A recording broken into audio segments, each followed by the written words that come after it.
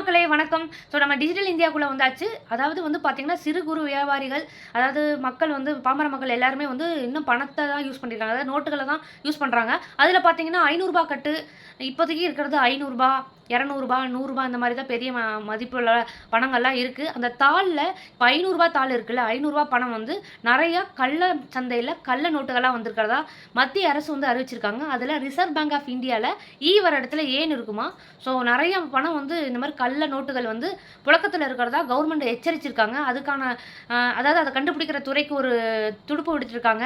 அவங்க வந்து இத வந்து கண்டுபிடிக்கணும். அதே மாரி மக்கள் நீங்களும் உஷாரா இருந்துங்க.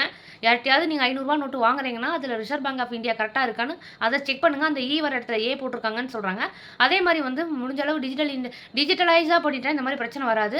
ஸோ வந்து நோட்ட யூஸ் பண்ணும்போது கவனமா வாங்குங்க, கவனமா குடுங்க. ஏன்னா வந்து கள்ள நோட்டுங்கிறது ரொம்ப ஒரு சமுதாயத்த கெடுக்கக்கூடிய ஒரு விஷயம். அதே மாரி இந்த மாரி கள்ள நோட்டு புழக்கங்கள் வரும்போது தான் இந்த டிமானிஸ்டேஷன் அப்படிங்கிறது போட்டாங்க.